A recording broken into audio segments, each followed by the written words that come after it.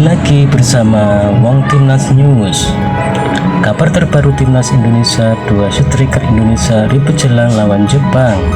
Martin Paes diperkirakan datang malam ini. Namun resmi Serie A menyebut Jay pemain Belanda. Untuk informasi selengkapnya simak berita berikut ini. Dua striker Timnas Indonesia ribut di lapangan sebelum laga Timnas Indonesia versus Jepang. Hal itu terjadi dalam laga panas antara Persis Solo dan PSS Sleman pada Minggu kemarin. Dua bintang muda Timnas Indonesia yaitu Hoki Caraka dan Ramadan Sananta terlibat cekcok yang sempat memanaskan suasana.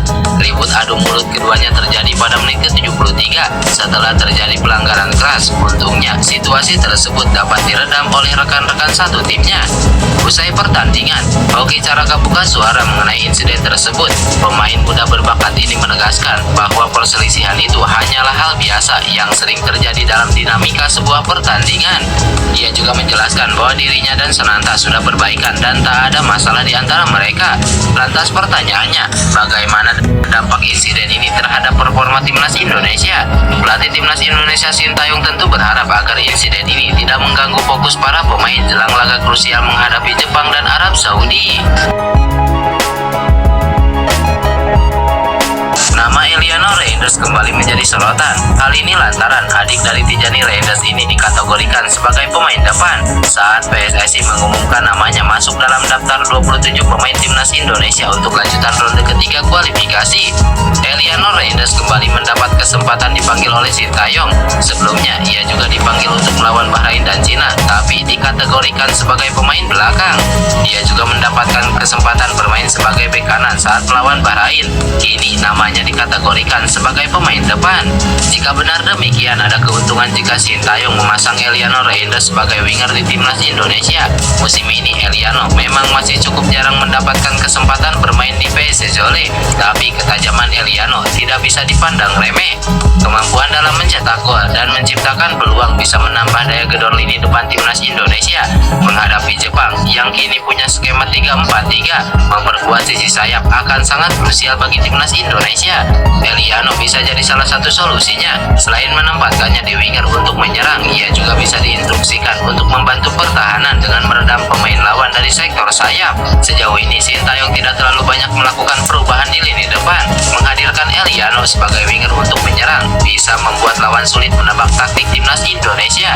Selain belum banyak laga untuk menganalisa permainan Eliano, adik dari Tijani Reinders itu juga belum pernah diturunkan sebagai winger oleh Sintayong di Timnas Indonesia.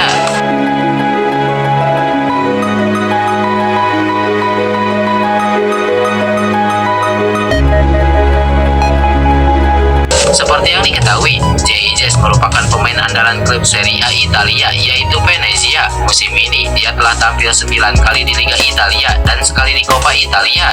Jay sendiri resmi menjadi WNI setelah melakukan pengambilan sumpah dan janji setia pewarganegaraan Republik Indonesia di Kanwil Kemenkumham DKI Jakarta pada 28 Desember 2024. Pemain kelahiran Merlo, Belanda itu memiliki darah Indonesia dari kakek dan neneknya dari jalur ibu. Setelah memperoleh status WNI, Jay melakoni debutnya bersama Timnas Indonesia saat menjamu Vietnam pada putaran kedua kualifikasi Piala Dunia. Saat itu dia berhasil membantu tim Garuda menang 1-0.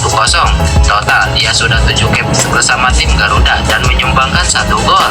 Terkini nama Jay kembali masuk dalam daftar 27 pemain Timnas Indonesia yang akan menghadapi Jepang dan Arab Saudi pada lanjutan putaran ketiga kualifikasi Piala Dunia. Namun ada hal yang menjadi sorotan publik tanah air. Ya, meski sudah berstatus WNI, Jay masih tercatat sebagai pemain Belanda dalam situs resmi Serie A. Dalam laman resmi tersebut tertulis biodata sang pemain mulai dari tanggal lahir, posisi, hingga kewarganegaraan. Terlihat bendera Belanda masih terpampang di biodata Jay.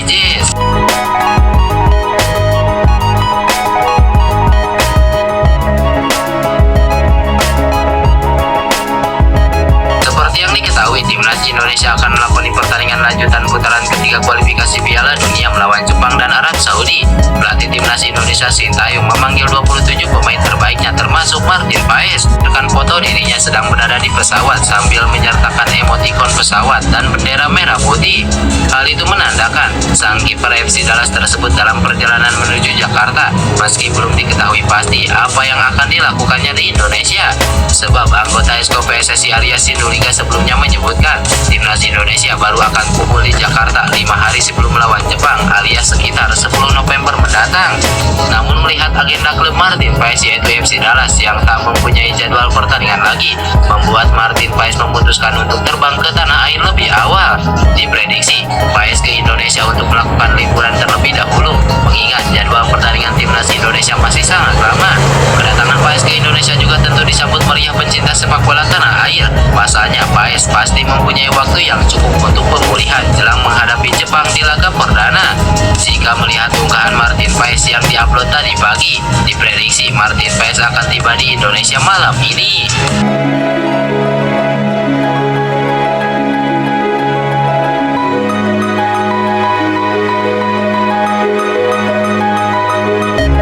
Calon pemain timnas Indonesia Kevin Dix kembali membuktikan ketajamannya bersama FC Copenhagen dalam lanjutan Liga Denmark.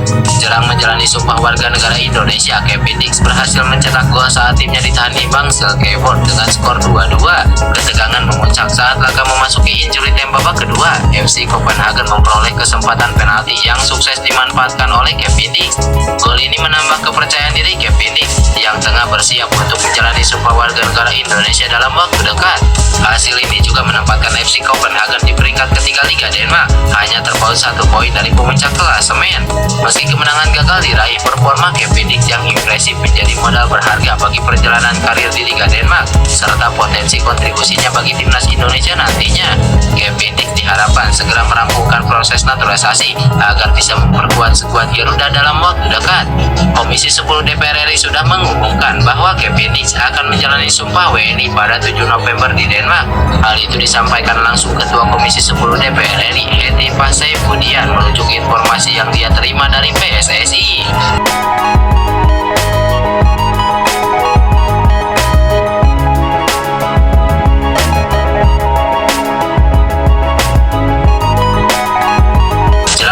Antara timnas Indonesia kontra timnas Jepang, kabar buruk justru menyerang Samurai Biru. Raksasa Asia itu harus kehilangan pemain andalannya Ayase Ueda yang menderita cedera saat memperkuat Feyenoord. Ueda terpaksa meninggalkan lapangan saat Feyenoord menghadapi Ajax Amsterdam sebelum babak pertama berakhir karena masalah hamstring. Cedera sang pemain ternyata cukup parah sehingga harus menutup paruh pertama musim kompetisi 2024-2025 lebih awal. Ayase Ueda tak bisa bermain sampai akhir tahun mendatang. Sang penyerang mengalami cedera pada paha yang mengharuskannya absen sampai paling tidak jeda musim dingin. Demikian pernyataan yang dikeluarkan Feyenoord. Cedera yang dialami Ueda tentu mengharuskan pemain 26 tahun itu menepi dari FIFA Match bulan ini, di mana timnas Jepang akan menghadapi timnas Indonesia dan timnas Cina. Kehilangan Ueda bukan kabar baik bagi pasukan Hajime Moriyasu karena ia berperan penting menyumbangkan pundi-pundi gol bagi Jepang. Namun, ketidakhadirannya tentu sangat menguntungkan bagi pasukan Sintayong. Apalagi Sintayong sendiri mengatakan jika pemain nomor 9 yakni Ayase Ueda adalah pemain yang harus diwaspadai. Meski tanpa kehadiran Ayase Ueda, Jepang jelas tetap bertekad mengamankan tiket langsung ke Piala Dunia. Namun Indonesia jelas bukan lawan yang mudah untuk ditumbangkan.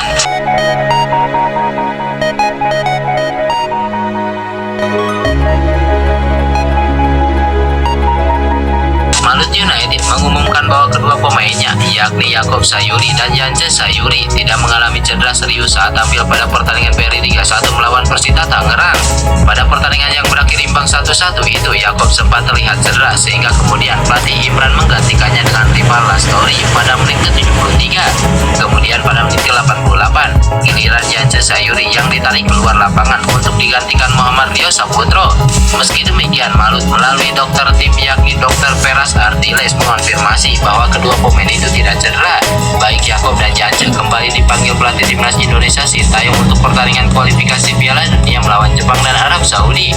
Pada putaran pertandingan kualifikasi Piala Dunia sebelumnya, kedua pemain itu tidak mendapatkan panggilan dari pelatih Sintayong.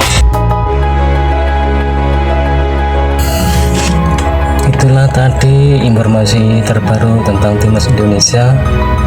Semoga di saat melawan timnas Jepang, Indonesia dapat menang.